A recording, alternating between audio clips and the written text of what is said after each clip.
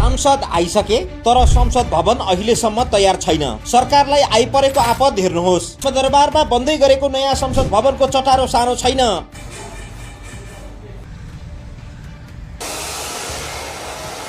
सबका सब व्यस्त, कोही टाइल बिछाउँदै, कोही फल सिलिङ हाल्दै, कोही कुर्सी मिलाउँदै, कोही इट्टा ओसार्दै। भित्र मात्र होइन बाहिर पनि कोही पार्किङ स्थल बनाउँदै, कोही बगैँचा सजाउँदै। दर्जनौवटा समूहहरू छन्, उनीहरूको आफ्नै दौडधुप छ।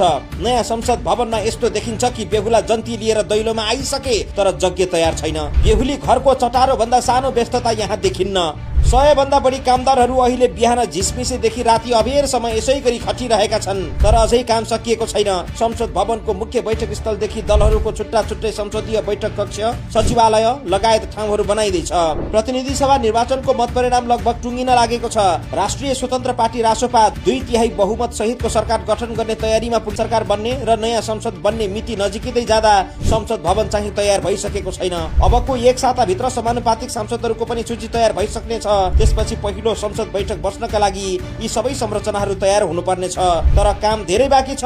शहरमा भन्दा सिंहदरबारको उत्तर पूर्वी क्षेत्रमा निर्माणाधीन संघीय संसद भवनमा अहिले काम युद्ध स्तरमा चलिरहेको छ।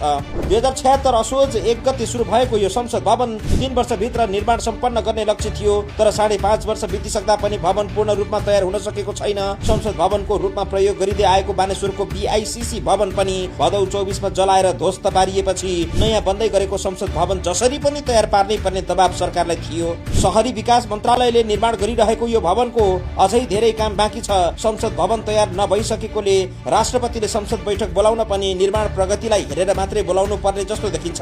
कागजमा हेर्दा निर्माणको भौतिक प्रगति करिब 93% पुगेको भनिए पनि वास्तविक रूपमा अझै धेरै काम गर्न बाँकी देखिन्छ।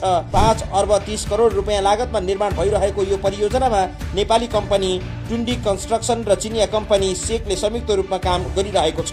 परियोजना अन्तर्गत कुल 12 वटा भवन निर्माण भइरहेका छन्, तर ती मध्ये कुनै पनि भवन पूर्ण रूपमा सम्पन्न भइसकेको छैन। संसद सचिवालयका अनुसार शहरी विकास मन्त्रालयले कम्तीमा संसद बैठक सञ्चालन गर्न आवश्यक सभाकक्ष र आधारभूत संरचना चाँडै उपलब्ध गराउने प्रतिबद्धता जनाएको छ। देशभर निर्वाचन सम्पन्न भइसकेको छ। नयाँ सांसदहरू काठमाडौँ आउने तयारीमा छन् र नयाँ सरकार गठनको प्रक्रिया सुरु